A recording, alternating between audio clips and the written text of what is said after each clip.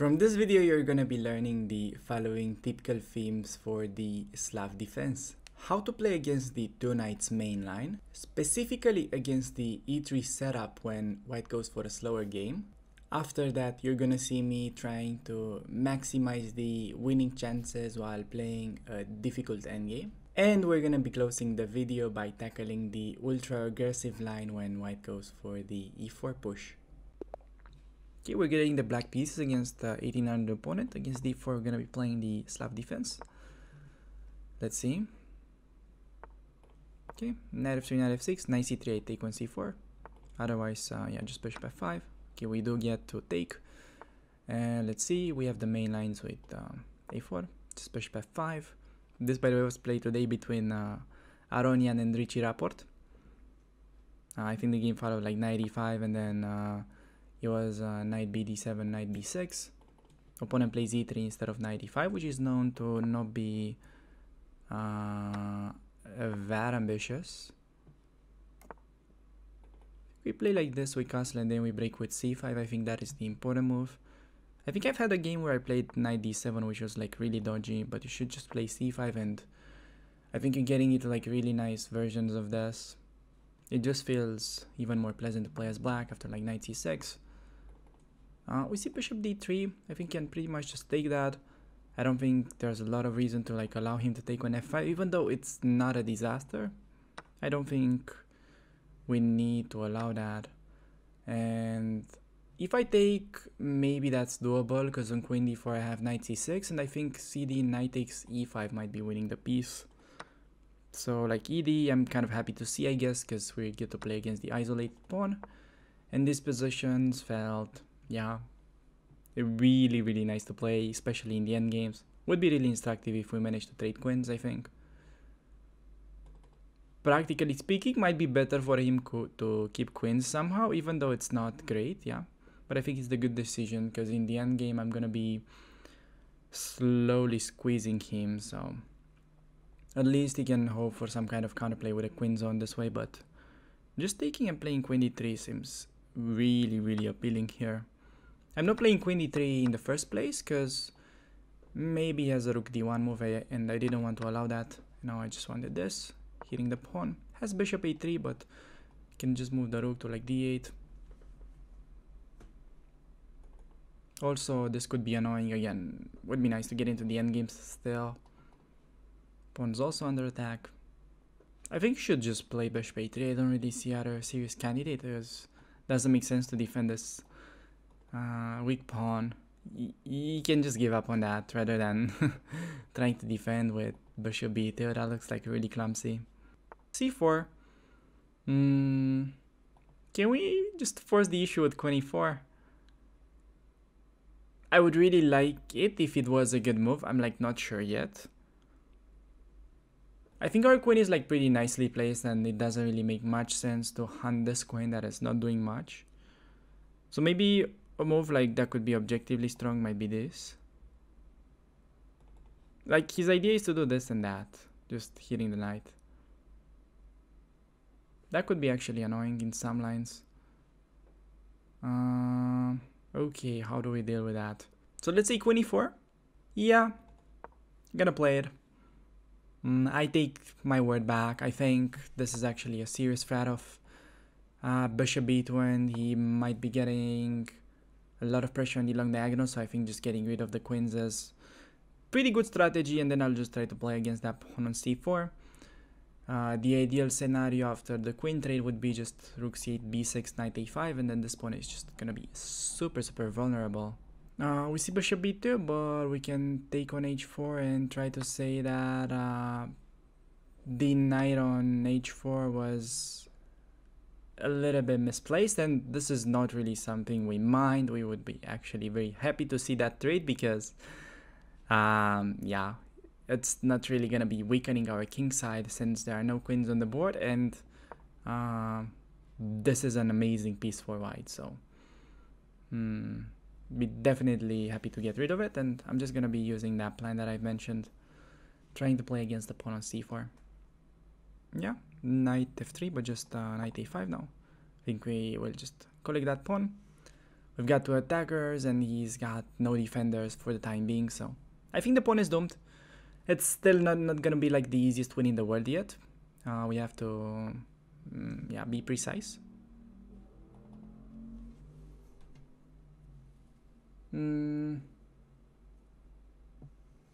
Bishop a3 is actually an interesting way to try and hang on to that pawn with the idea to play c5, but I don't think it quite works because of like knight b3.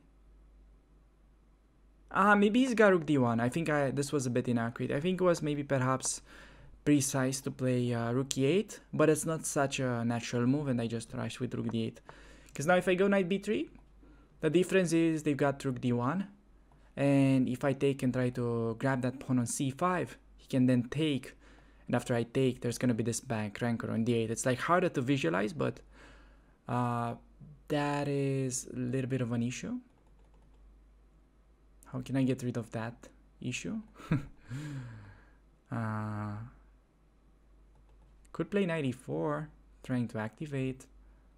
I think I like that with the idea to play on f6. The other thought that I had was going h6, stopping, you know, I mean creating a loft, but then like the knight could potentially get into e5, which was a bit annoying. So I think if we can manage to play f6 and just dominate this knight, create a loft, and then still have this knight b3 ideas, I think it's a better combo. And he's hitting the knight, just knight b3 I assume. Then yeah, I think we can just take the pawn on the next move though. This is no longer a problem since both knights are hitting c5 this time. And I think we're gonna be up a free pawn, and I also managed to coordinate my pieces better, and I think this looked more winning than it did previously. Rook b1 we can just take, and like pawn will be defended on b7. That's not an issue. Also this is attacked. I think it's just a technical win at this point. Yeah, taking with a knight, attacking his pawn and defending mine. Goes rook c1. I could trade and get into the rook trade. He collects the pawn on b7 and I play rook a8. He's got maybe like knight e5, so that could be potentially a bit annoying. On the other hand, if he plays a5, maybe he's gonna try to claim that he's got some compensation, so we'll need to have another look on that line. So rook b7. Rook 8 is kind of forced, and like knight e5, can I somehow just give up the pawn on f7? That is the question. Just like playing a5. Let's say they go knight f7 and I just play knight c5, hitting the rook. They play rook c7 and they go a4. And they can take my knight, I can take theirs. We've got an endgame with equal pawns, but I think it should be winning with their passive rook, but I'm like not sure. I'm also not forced to give up the knight like that. I think that's something we should go for. Otherwise, if he gets in a5, I think it might be pretty tricky to win. So yeah, rook b7, obviously. Can actually also play a6. That might be a better move. This would be ideal to just try to rush with the pawn. I think this should definitely be winning. I just need to be like a little bit precise at this point. Think about playing a6 and then knight c5 is coming pretty nicely. Like I've got a trick a6, knight e5. He wants draw, no draw. And then I go knight c5, he takes with the rook on f7, and then I think going knight e3 wins. And like a6, knight e5, knight c5, that should be winning for sure. Yeah, let's see it. Is he gonna fall for the trick? I think position's winning anyways, but would be nice to get that knight e3 motive and deflecting his knight. That'd be actually really fun to see. It's maybe still like not an easy win because rook is getting active, but I think slowly it should be a win. So yeah, I wanted this move, inviting him to take, be my guest, have that pawn. Would be really nice if he takes. But I think he should be playing rook a7 and then maybe just f6. Gonna do f6. Okay, so he finds it. I mean, he felt like something was wrong there. Something was odd. Just giving him the pawn on f7 like that is not something that I would do if, you know, without having a trick. Knight c4, maybe knight e4 hitting the knight combined with rook c1. I think that could be, yeah, I think that's a nice conversion. Like, he's gotta move the knight and then we end up winning the pawn on f2 and he's gonna have a weak pawn on e3. It's gonna be 4 against 3 on the same side, but I think it's gonna be easier than trying to promote this pawn that is really hard to advance with the rook behind. Just gonna give a check, collect this one on f2. If they take, I think we just get insta win with the pin. I think that is just a win if he takes my pawn, so knight a3 was not amazing. The thing is, he can never unpin without allowing the rook trade. And whenever we trade rooks, I think this endgames should be a book win. Because like usually knight endgames are like king and pawn endgames. If you're up a pawn, in the vast majority of the cases, you're going to be having a completely winning position. And looks to be the case here. When I goes king g3, I can throw in a check with knight e4. Play knight d3. I think I'll just go knight e3. I mean, anything wins. I just don't want to like force his king to, I don't know where exactly I was forcing his king, but anything wins. So yeah, he's preparing just knight c4. I think we're fine with that. I think just king f7 and g5 next. Or if like knight c4 we take, yeah, 3 rooks. And I think it's gonna be like an instructive endgame. Could start with g5 trying to grab space, could start with e5. I think g5 is like supernatural. Could have also maybe played knight e5 to try to make that knight a little more passive.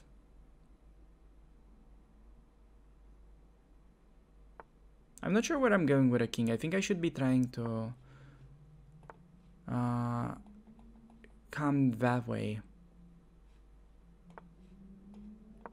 Okay, let's grab some space. This is nice checkmate idea. If he goes there. Gonna throw in h4. Probably this on the next move. Okay, in case of king f3. Well, knight e5 is quite obviously a draw. Do I want to play f5? Like playing g3 I don't think would be amazing for him.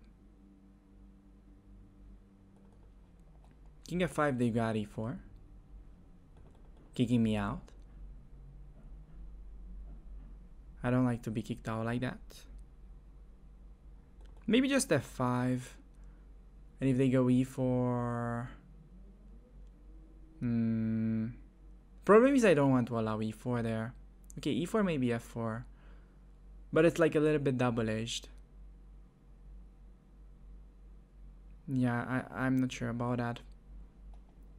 Like ideally I'll do something like that, but it's slower. It would be amazing if I had the extra time to calculate stuff, but it's just how modern chess works. You've got to be taking decisions under time pressure, so gonna play knight c5. Hoping he'll play g3. Okay, I think maybe now we can get in f5 because e4 can just take everything and it's a winning king and pawn endgame. And now next up, plan would be to just get a pawn to e4, and I think once we get that pawn to e4, it's gonna be way easier to make progress. This is next. Yep. Fixing the weak pawn. I think now this is gonna be simpler to convert. Knight d3. Maybe this. Maybe f4. Could just go f4 as well. The thing is, one pawn is stopping 2 pawns, which is pretty nice. f4 is nice, just grabbing some space, not threatening much, because f3 is not possible now, but after I play king f5, I move the knight. It's definitely on the list.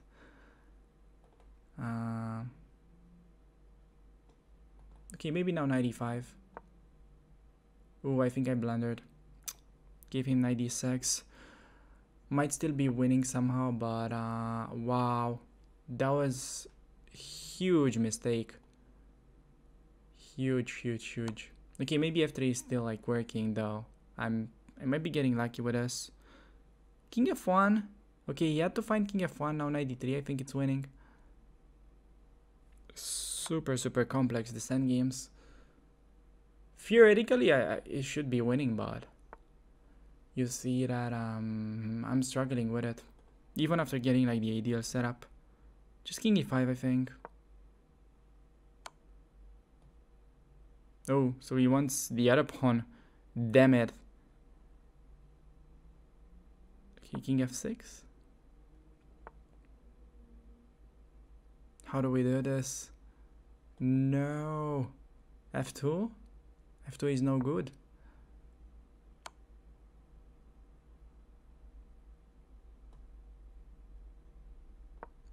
I don't see it. Might be a threefold.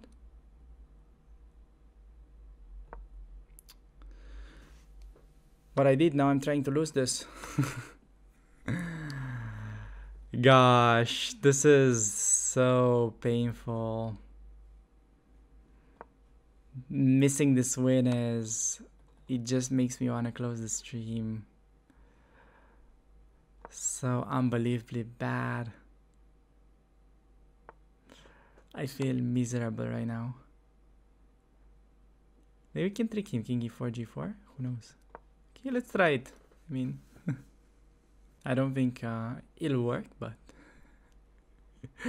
throwing in the last bullet. This is literally the last bullet. Okay, opponent panicking. He's got no time. Okay, he's just knight e4, knight f2.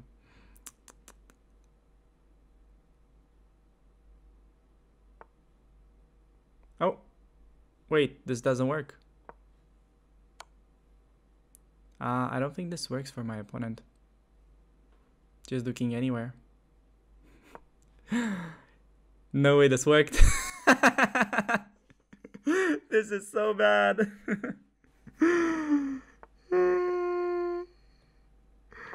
This is so bad.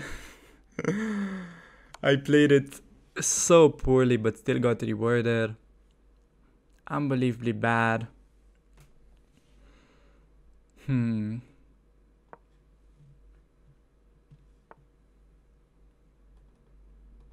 we're still playing this one. Queen e5. It's like an easy one.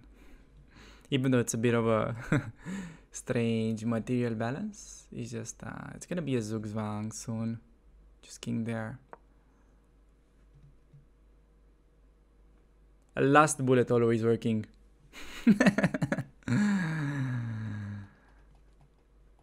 But I really like felt like closing the stream after missing such endgame. Cause usually those are my kind of endgames that I win. I usually make a living by winning those. Take the pawn, no forks.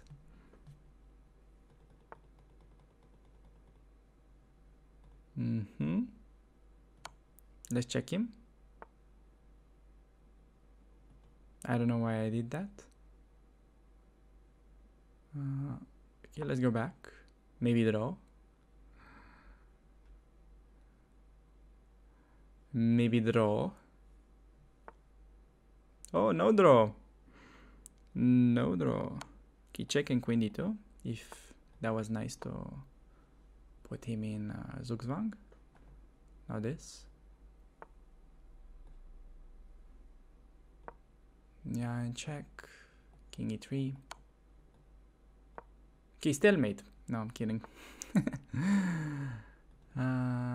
Okay, queen h2 is game over.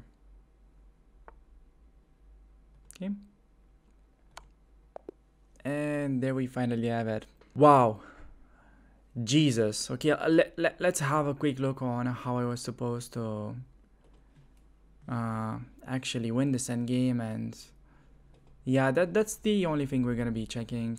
I think previous part of the game. Okay, there was one interesting moment in this position. Yeah, I couldn't decide. I feel like should go rook a8. Maybe my decision of taking the pawn was, I don't know. I feel okay about it because, ooh, maybe I should have played b6. But even if they do that, not sure he would have played a5 though. So I feel like if I play b6, I was thinking he's more likely to do something like this, and it felt like white is getting a lot of compensation for the pawn, and it's hard to win. So I wanted to go for this, and the endgame that I initially had in mind was looking like this. Think I had this. Oh no, not this one. I've had a different one in mind. So rook a8, I think mostly considered this one. No, I think it was knight e5 indeed. Pawn moves. And then I thought it takes somehow. And I've seen this. Yeah, this is the one that I was trying to calculate in my head, and I thought this one should be winning objectively, but I wasn't sure because we're having a 3 against 4. It's equal points, but his rook is kind of bad. Usually it should be a win, but yeah. Also, he's got like other ways to deviate. For example, this kind of moves. It's not so easy to see in a blitz game that he can throw that in.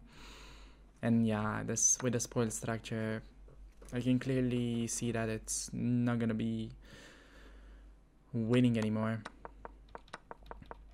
So apparently endgame was not winning, but I mean after I got pawn to e4, so this objectively after the rook trade should not be a win.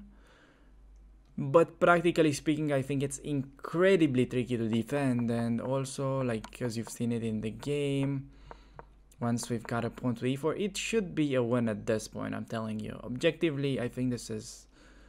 He's really passive, his pawns are fixed, I think we've got like the ideal setup, and this should just be lost somehow. But not... Yeah, f4 I think was okay. Not if you blunder your pawn in a single move like I did. Damn, I just played like an idiot with knight e5. Still, yeah, maybe just bring the king over.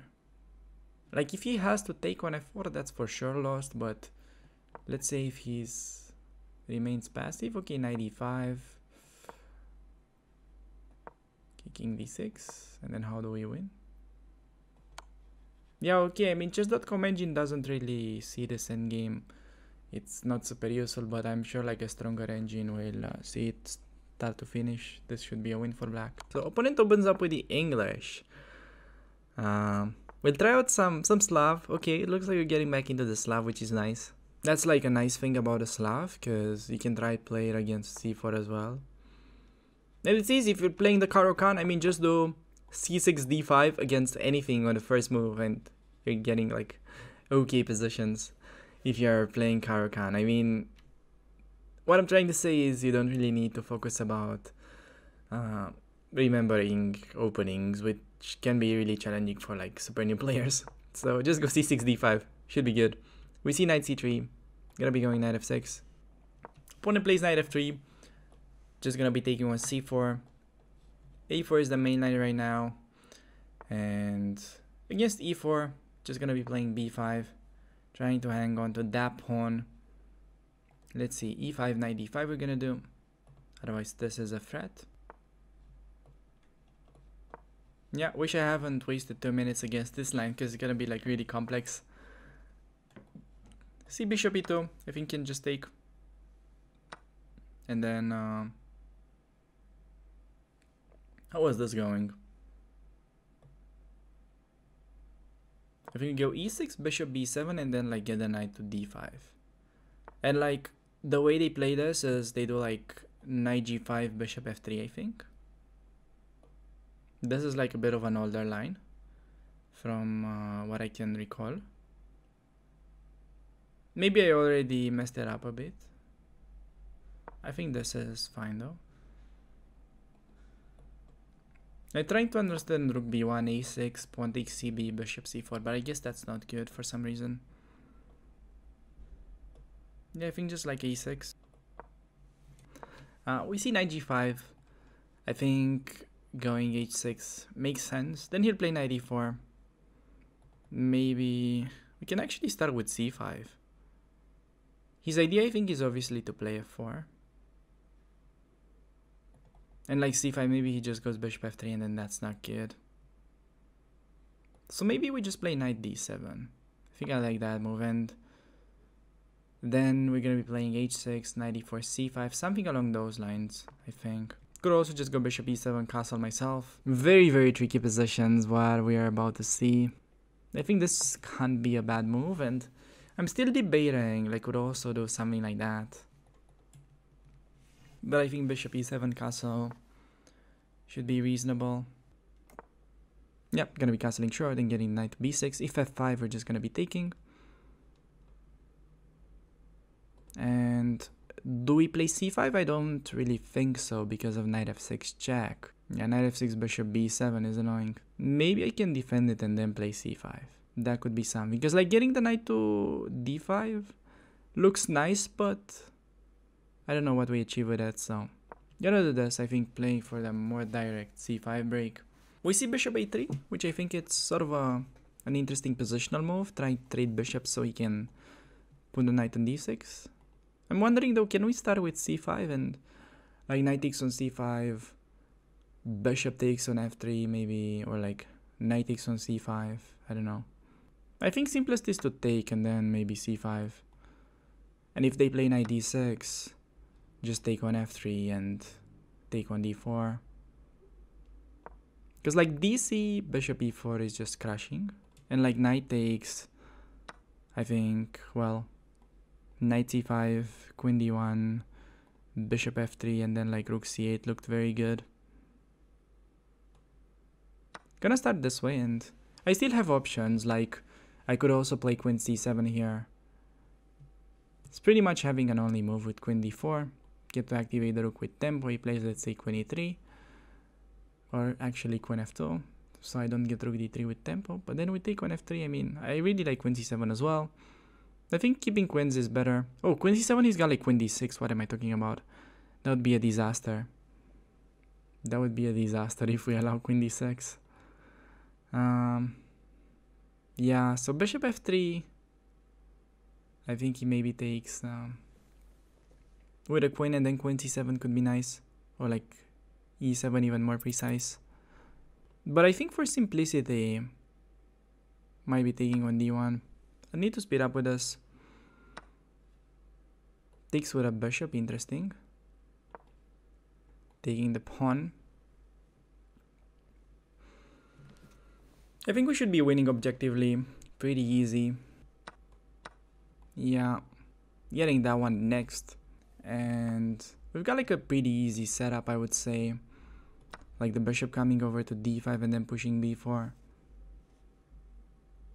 You can try even f5, but maybe just rook e5. Okay, bishop g4. He's desperately trying to get in f5. I don't think we really care about it, but just gonna be playing g6.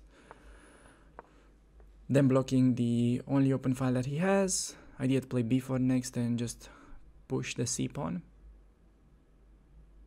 If rook b1, maybe still b4, cb, and then c3. I have a feeling we're gonna be winning back that pawn, and position remains winning, and he's doing this, but I think same b4 move. Idea to take with a rook. Just seems completely winning.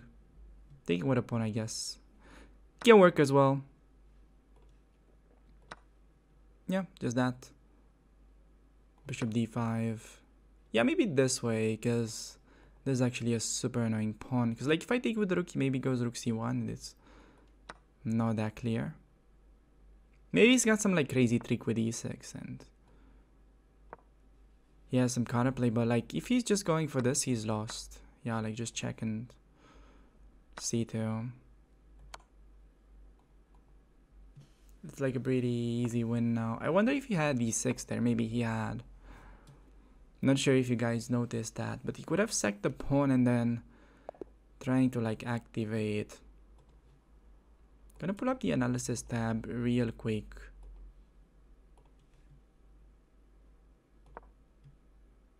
So instead of that,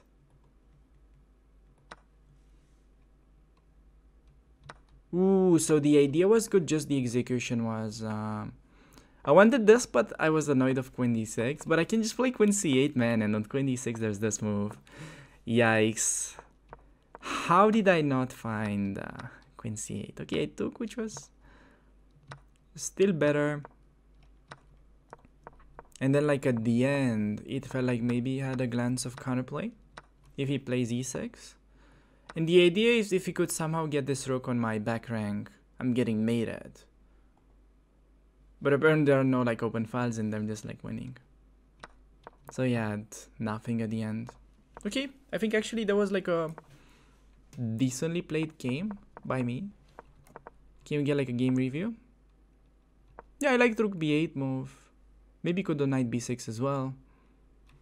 Like I think knight b6, maybe they play a5. Oh, and then knight a4 is the trick with c5. Ah, that is actually a good one. Okay, he scored like an 84. Not that amazing. Thanks a lot for making it this far into the video, and if you're looking for more content, make sure to check out some of the previous episodes from the same series.